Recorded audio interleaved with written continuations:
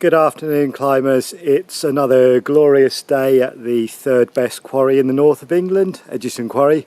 I'm in the rather neglected Grooved Walls area, so it doesn't show it at its best, but there are still some good climbs here. This video is following on from a video I recorded last time showing about very basic, very simple cleaning on roots, plucking out small fronds of fern, heather, little bits of grass and stuff, and keeping roots clean really easily as you go.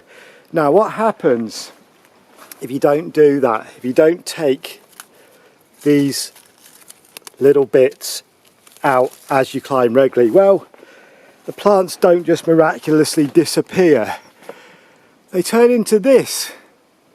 Now this is a bloody good line, Hard Severe Ethelred Groove.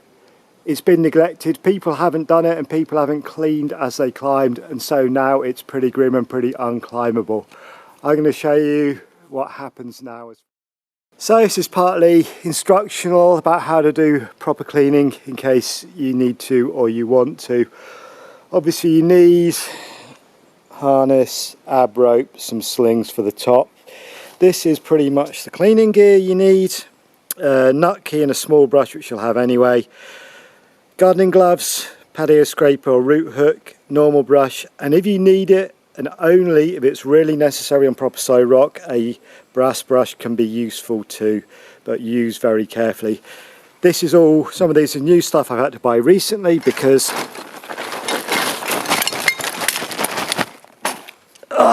that's all my old stuff and it's all wearing out. So I'll show you how to... Right, I'm at the top of the quarry now. Big old place, Edgerton. Lots of really good stuff here. That side's all nice and dry today, this side's a bit damp. Anyway, top of the route here. This is also where there's a really cool E2 that goes up this arete, which I've cleaned off the ledges before. Just going to do a bit more cleaning, cut back these ledges a bit. This is a little bit more advanced. I've got ice axe and a mini mattock to do this. But if you can get the tops looking like this, instead of like that. Okay, so I just did a little bit more clearing of this edge here, kind of went into rocks and roots, so I could try and take the whole lot back at some point, but it doesn't seem necessary. I think for this Hard Severe you'd actually just trend up onto these ledges here. So this is a bit dirty, a bit muddy, but once it dries out it'll be a nice clean crisp crag top. Okay, gone part way down, been excavating some stuff, cleared off this ledge. It's all a bit muddy at the moment because it's a bit damp here. I need a second pass to brush things off. It's a good example here of the importance of your root hook. So I've got this break here, a bit grubby. You can get a lot of stuff out of that with the root hook. Now this is where it gets important. Eagle-eyed viewers will notice I didn't put like secateurs or anything like that on my harness. Basically, if you're plucking stuff off like that, or clipping it, it's bollocks. Don't do that. You're leaving the roots in, excuse me, and these roots will continue to grow back. So what you need to do, use this, get all of these root systems, it's a bit hard to do one-handed, out like so.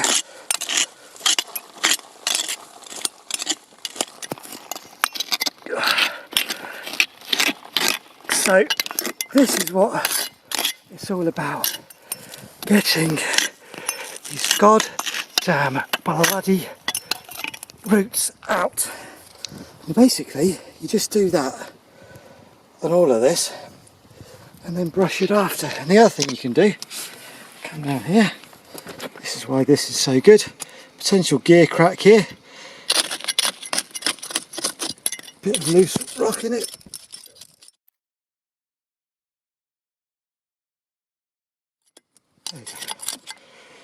Bomber big nut placement now. Obviously this lot, I've only got my old brush with me, but this lot will all need brushing out and brushing clean. Show you more in a bit.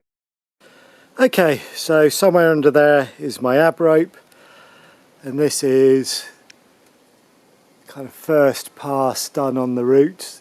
Got all the plants out at least. Yes, it is still quite damp. It's an east-facing sheltered quarry in a showery period. What the hell do you expect? But it's worth doing now because at some point the weather will turn, it will dry out, and this will be good again. It just means at the moment it's going to be a bit grubby, but at least it will be devegetated. So I'm going to show a bit more when I go. Okay, here I am again, going down, just doing a bit more cleaning, a bit more scrubbing. Example of sort of thing you can very gently use this brass brush for, stuff where there's kind of thick lichen or bits of moss. This stuff. Be careful with this, don't use this on fragile rock, don't scrub the rock too hard. Don't do it if you don't really know what you're doing. The little areas like this, where you can really get these kind of like little grubby bits off, it can be useful for that and getting into cracks.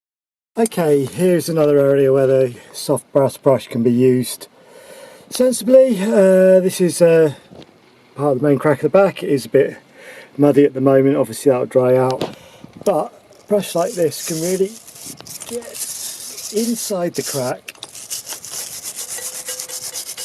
scrub it on the inside and try and get it cleaner, make the gear placements more obvious, and for anyone who wants to jam the little pores in there, it can be helpful for that.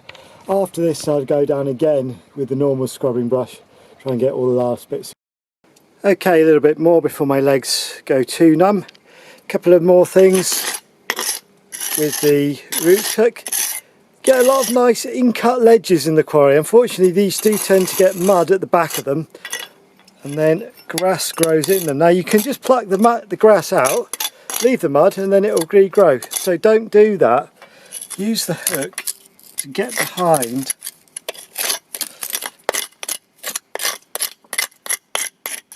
and get all this stuff out and then brush it off. Same these little bits of grass here, don't just pluck them, try and get all of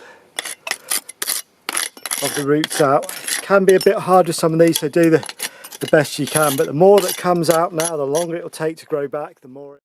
Okay, 2 more abseils later and I'm on hopefully the final one. So remember this is the break that I was getting the ferns out of. A lot less vegetated now. Now I've been going down just brushing the loose dust off. One final touch I like to do is just like to dab a bit of chalk around the potential holes, any that seem kind of likely now, and then excuse me,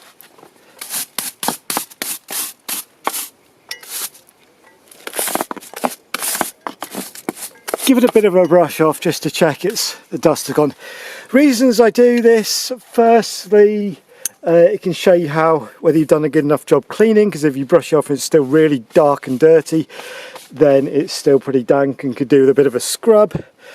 Secondly, in some areas it can help kind of kill the surface lichen a bit and keep it clean. And thirdly, it tends to look more appealing to people from below. If they see a bit of chalk, it will look like it's been climbed. They'll maybe trust that it's going to be a decent route, which, although this one is currently still kind of muddy at the back of the cracks, it's kind of good at the front. It will be, when it dries out, it will be a good route. Obviously chalk is unsightly and should be brushed off, blah blah blah blah blah blah, whatever. This isn't Central Route at Wilton 1. This isn't going to be caked in chalk. This will wash off in the next rain shower. It's fine in this sort of circumstance. Okay, that's it, done. I guess this is the point where I say, wow, I'm so pleased with this. I've completely transformed a route into a future classic. Well, no, to be honest, I am a bit disappointed. After a lot of work, it's just a bit too damp today, a bit too damp mud at the back of the cracks to dry out fully, to get it fully scrubbed.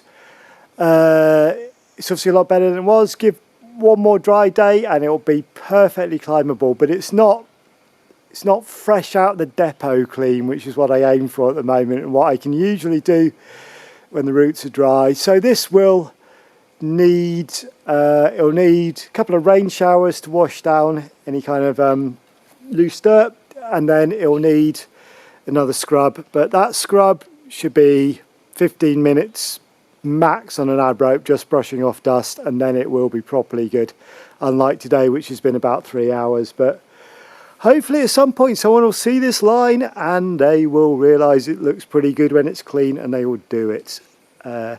One more thing for those people moaning about the environmental destruction of a few ferns and brambles. This is the route.